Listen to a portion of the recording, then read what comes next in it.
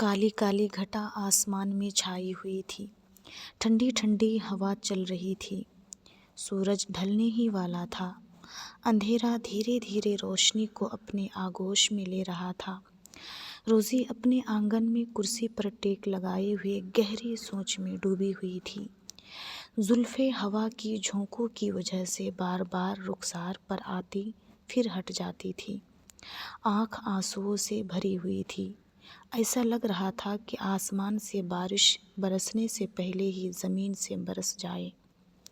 وہ من ہی من میں اللہ پاک کی نعمتوں کی تعریف و شکر ادا کر رہی تھی، جو اسے تمام نعمتوں میں سب سے بڑی نعمت عطا کی تھی۔ وہ خود سے مخاطب تھی کہ یہ اتنی بڑی نعمت ہے، پھر بھی لوگ اس کی قدر کیوں نہیں کرتے ہیں؟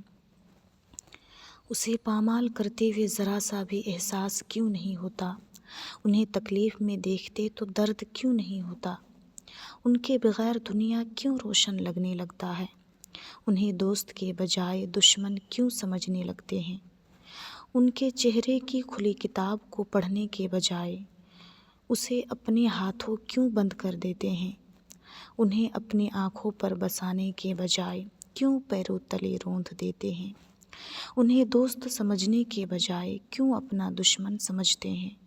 انہیں خوشیوں کے قابل سمجھنے کے بجائے خوشیوں کا قاتل کیوں سمجھتے ہیں؟ انہیں جنت سمجھنے کے بجائے جہنم کیوں سمجھنے لگتے ہیں؟ ایک انمول پھول کے بجائے انہیں کانٹے کیوں لگنے لگتے ہیں؟ انہیں اپنا آقا کے بجائے غلام کیوں بنا دیتے ہیں؟ انہیں ایک درس گاہ سمجھنے کے بجائے کیوں برباد گاہ ٹھہراتے ہیں؟ انہیں محبت کی کستوری کے بجائے نفرت کا ایندھن کیوں بنا دیتے ہیں؟ انہیں زندگی جینے کا سبب کے بجائے موت کا قصوروار کیوں ٹھہراتے ہیں؟ کہ اچانک اس کی نگاہ بازو میں بیٹھی اس کی ماں پر ٹھہری۔ روزی ایک لمحے کے لیے گہری سوچ میں ڈوب گئی کہ کیا ایسا ہونا صرف بچے کا فرض بنتا ہے، والدین کا نہیں؟ روزی اپنی ماں کے چہرے سے جواب تلاش کر لی تھی، جواب تھا دونوں کا۔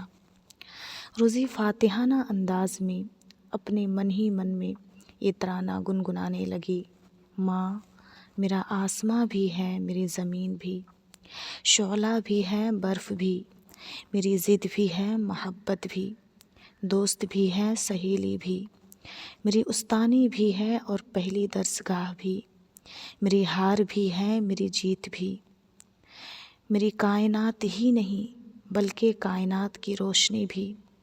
انہی کی آنکھوں سے میں نے دنیا دیکھی ہے، انہی کی انگلیوں کو پکڑ کر مجھے سہارا ملا ہے، ان کے قدم سے قدم ملا کر میں نے چلنا سیکھا ہے، ان کے جیت کو دیکھ کر میں نے جیتا ہے اور ان کے حوصلہ کو دیکھ کر میں نے اڑنا سیکھا ہے، ان کے کردار کو دیکھ کر میں نے اپنا کردار سنوارا ہے۔ روزی کی امی ہر موڑ پر اپنا مقام دوسروں کو نہیں بننے دیتی بلکہ خود بن جاتی۔ باپ کی جگہ لیتی تو ان کے سامنے روزی ایک لفظ بھی نہیں بول پاتی۔ ماں کی جگہ لیتی تو روزی کو اپنی ممتا کی آنچل میں سمو لیتی اور ہر موڑ پر اس کی مدد کرتی۔ دوست کی جگہ لیتی تو روزی کے دل کا راز معلوم کر لیتی اور اسے صحیح غلط کی تمیز کراتی۔ روزی کا پیغام دنیا والوں کے نام۔ اس لیے دوستو، والدین کو صرف والدین ہی نہیں بلکہ ایک بہترین دوست سمجھو، اور والدین کو چاہیے کہ وہ بھی اپنے بچوں کو اپنا دوست سمجھیں اور اس کا اظہار بھی کریں، جیسا کہ روزی سے اس کی ماں نے کیا ہے۔